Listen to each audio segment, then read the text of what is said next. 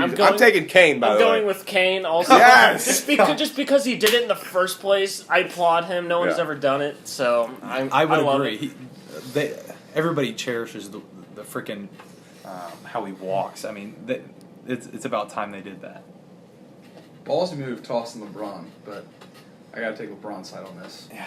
Like I was saying earlier, He honestly before we went on didn't the air, deserve it, really. What is LeBron James, again, the best basketball player that's ever lived, all of a sudden going to snap in year 15 and just go sprint and deck in official? He's like, he threw a punch in the air.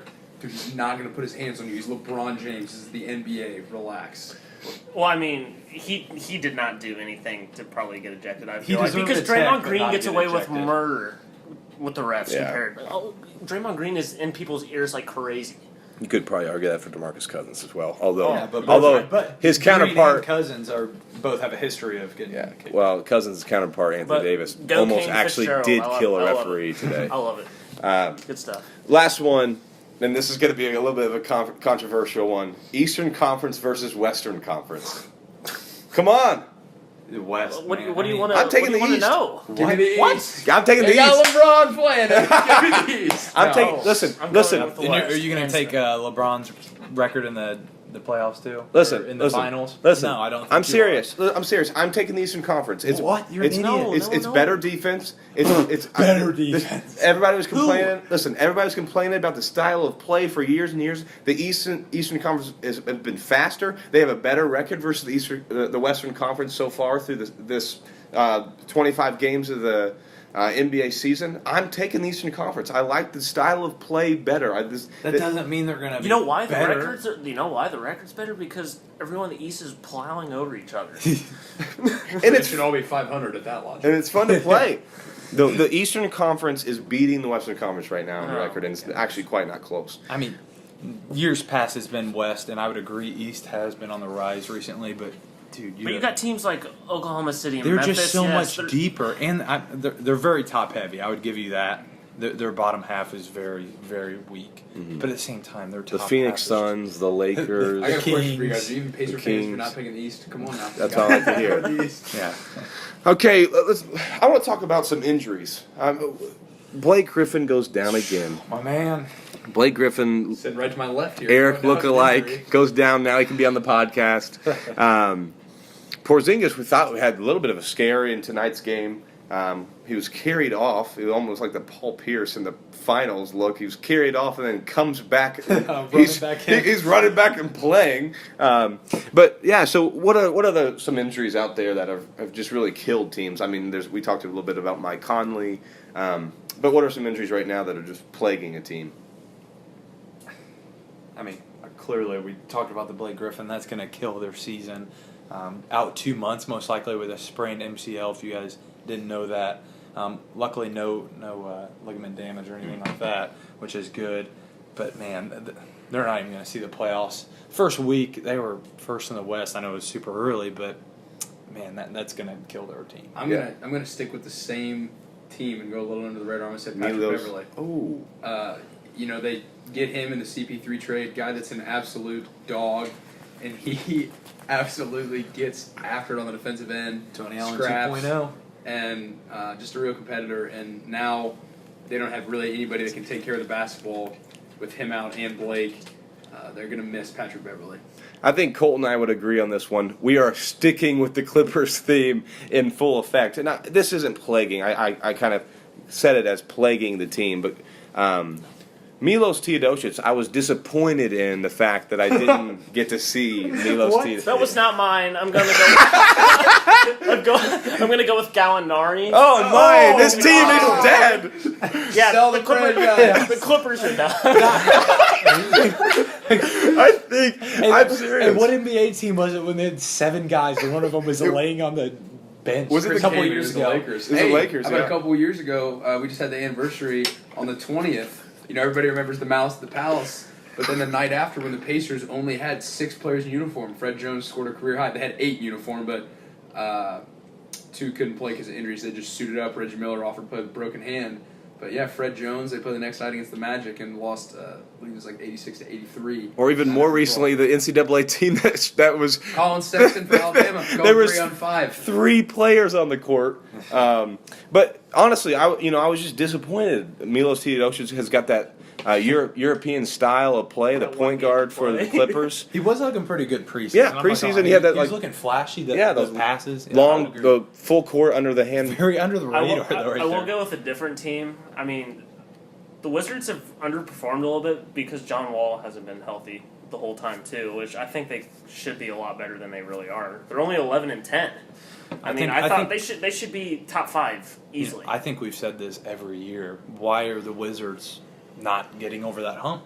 Every year it's, ooh, Wizards are going to be good, the hype for preseason, and then there's the Wizards again, 500. Also, Where they Bradley do Beal kick it gets on hurt. late Yeah. in the season, most seasons. just another very obvious player that it would be naive of us to neglect, Isaiah Thomas. Yeah. Cleveland is going to need another playmaker at some point. Yeah, I'd agree. I mean, isn't Calderon starting?